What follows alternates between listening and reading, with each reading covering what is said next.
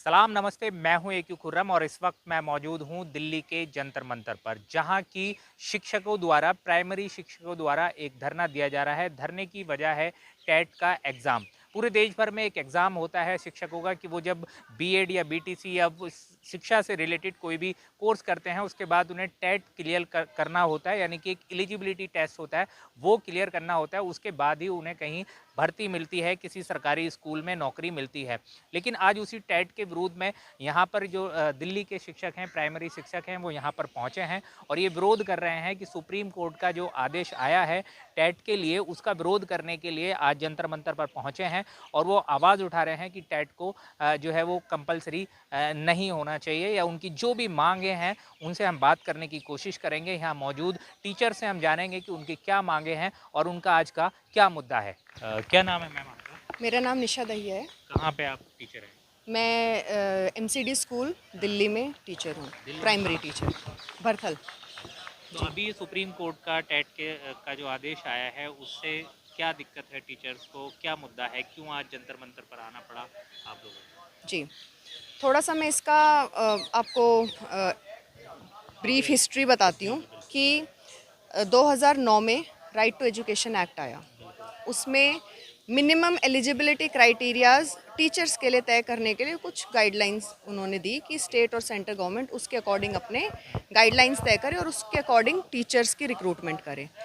उसमें साफ साफ कहा गया था कि अब जो भी गाइडलाइंस तय होंगी उससे पिछले जो टीचर्स रिक्रूट हुए हैं उनको कोई भी अफेक्ट नहीं होगा, वो भी लॉजिकली होना भी नहीं चाहिए। जी। तो 2010 में और 11 में एनसीटीई की गाइडलाइंस आई जिसमें टीईटी का जिक्र हुआ, यानी टीचर एलिजिबिलिटी टेस्ट का जिक्र हुआ। उसके बाद जो भी स्टेट और सेंट्रल गवर्नमेंट्स थी उन्होंने अपने रिक्रूटिंग जो उनके गाइडलाइंस थे उसमें टीईटी का इंट्रोडक्शन कर दिया। तो उसके बाद जो भी टीचर्स जहाँ पर भी रिक्रूट हुए उन लोगों के लिए टीईटी कंपलसरी हो गया। तो ये सब चीज़ें नॉर्मल चल रही थी। अब 1 सितंबर को सुप्रीम कोर्ट का जो ऑर्डर आया है उसमें उन्होंने कहा कि टीईटी की जो परीक्षा है वो देश का हर शिक्षक दे जिसको रिटायरमेंट के 5 साल से ज़्यादा बचे हैं, अगर उसने टीईटी पास नहीं किया है तो हमारा जो एक इसको अपोज करने का यही रीज़न है कि टीईटी जब था ही नहीं और हम लोग अपने रिक्रूटिंग जो हमारे क्राइटेरियाज थे उनको पूरा करके, एलिजिबिलिटी क्राइटेरियाज को पूरा करके हम रिक्रूट हुए हैं, तो हमें इस तरीके से रेट्रोस्पेक्टिव तरीके से इस चीज़ के लिए बाध्य नहीं किया जाना चाहिए। जैसे हमने पहले भी सुना था कि टेट जो होता था वो बीएड या बीटीसी जो भी स्टूडेंट्स करके अपना रिक्रूटमेंट के लिए अप्लाई करते थे सरकारी नौकरियों के लिए, उनके लिए कंपलसरी था कि 2 साल तक आप ये करो और 2 साल तक आपका टेट का जो रिज़ल्ट आएगा वो वैलिड रहेगा। तो अब ये पहले से ही जो लोग ऑलरेडी पढ़ा रहे हैं स्कूल्स में, उनके लिए कहाँ से सरकार लेके आई है? किसी ने पिटीशन डाला, कहाँ से? हाँ जी, मद्रास हाई कोर्ट में एक ये पिटीशन किसी केस को लेकर आया था और कुछ माइनॉरिटी इंस्टीट्यूशंस का भी आरटीई को लेकर कुछ हाई कोर्ट में केस चल रहा था। तो मुद्दा वहाँ था, लेकिन जो माननीय सुप्रीम कोर्ट का डिसीजन आया उसमें उन्होंने सभी टीचर्स को इसके लिए बाध्य कर दिया कि जिन्होंने भी अपने अभी तक उनके पास टीईटी की जो क्वालिफ़िकेशन है या टीईटी एग्ज़ाम उन्होंने पास नहीं कर रखा, उन्हें ये करना है और यदि वो 2 साल के भीतर इस चीज़ को नहीं करते हैं तो उनको कंपलसरी रिटायरमेंट दे दिया जाएगा। तो हमारा जो कंसर्न है वो यही है कि जो टीचर्स 10 साल, 15 साल, 20 साल, 25 साल, 30 साल से पढ़ा रहे हैं, जो एक्सपीरियंस है उनका, वो एक्सपीरियंस हम एक टेस्ट के लिए एक उस वो बेकार थोड़ी हो जाएगा और हम एक एक्सपीरियंस टीचर को सिर्फ इसीलिए निकाल दें कि वो ये जो टेट है वो नहीं क्लियर कर पा रहा 50 की एज में या 52 की एज में या 55 की एज में। बहुत सारी समस्याएं भी आ सकती हैं फिजिकली भी, और डिफरेंस भी है तब की पढ़ाई में और आज की पढ़ाई में। जैसा कि हमारे बहुत सारे साथियों ने भी बोला, उन्होंने त्रेहन जी का एग्जाम्पल दिया कि बहुत बड़े डॉक्टर हैं, है ना, अपनी फील्ड में नाम है उनका, लेकिन नीट तो उन्होंने भी नहीं किया, है ना, नीट बाद में इंट्रोड्यूस हुआ है। तो अगर उनसे कहा जाए कि आप नीट क्वालिफाइड नहीं है, हम कैसे मान ले कि ये आप एबल हैं और हमें हमारा इलाज कर सकते, तो ये तो कोई लॉजिक नहीं है ना। हमारी क्राइटेरिया अलग तरीके से डिसाइड हुई थी। हमने जब जो डीएलएड किया, ईटीई किया, जो भी किया, उसके लिए पहले हमने एग्ज़ाम दिया या हमें मेरिट से चूज़ किया गया, फिर हमने 2 साल का कोर्स किया, फिर हमने दोबारा जॉब में आने के लिए एग्ज़ाम दिया। जैसे मैंने 2010 में एग्ज़ाम दिया, 2010 में मेरी जॉइनिंग हुई है। 1-1.5 साल पहले जो मेरा एग्ज़ाम हुआ उसमें ऑब्जेक्टिव टाइप एक पेपर था जो कि क्वालिफाइंग पेपर था। मान लीजिए मैं एक ऐसी हाइपोथेटिकल नंबर दे रही हूँ, मान लीजिए 10 लाख लोगों ने वो एग्ज़ाम दिया तो उसमें से 1 लाख को शॉर्ट लिस्ट कर लेंगे ऑब्जेक्टिव से। अब वो जो 1 लाख लोग हैं वो देंगे सब्जेक्टिव एग्ज़ाम। उसमें से मेरे टाइम में सिर्फ 700 लोगों का सिलेक्शन हुआ था 2010 में जिनकी ज्वाइनिंग हुई। तो वो ऑलरेडी बहुत क्वालिफाइड टैलेंटेड लोग हैं और over the period of time we have grown as a teacher. मैं अगर आज अपने आप को 15 साल से पहले की टीचर से कंपेयर करूँ तो I have grown as a teacher. जो एक्सपीरियंस, अपनी एग्जाम देते रहेंगे तो बच्चों को कब पढ़ाएंगे? उसका कोई औचित्य नहीं है ना। अगर आपको लगता है कि टीचर इस फील्ड में थोड़े से कम है या नई टेक्नोलॉजी आ रही है उसमें वो इतने प्रोफाउंड नहीं है तो आप उनको इन सर्विस ट्रेनिंग दीजिए, आप उनका प्रोफेशनल डेवलपमेंट कराइए। हमारे यहाँ ऑलरेडी बहुत सारे वर्कशॉप्स की जा सकती है। अगर आपका उद्देश्य टीचिंग क्वालिटी को या लर्निंग एनवायरनमेंट को इम्प्रूव करना है तो सबसे पहले तो आपको इंफ्रास्ट्रक्चर इंक्रीज करना पड़ेगा। मेरे पास जो बच्चा आता है वो ऐसे तबके से आता है जो थोड़ा सा बैकवर्ड है, फाइनेंशियली भी, सोशली भी, एजुकेशनली भी। अब हम वहाँ पे सिर्फ उसको पढ़ा नहीं रहे हैं, हम वहाँ पे उसकी माँ का रोल भी निभा रहे हैं, हम वहाँ पे उसकी केयर टेकर का रोल भी निभा रहे हैं, हम वहाँ पे उसके दोस्त भी हैं।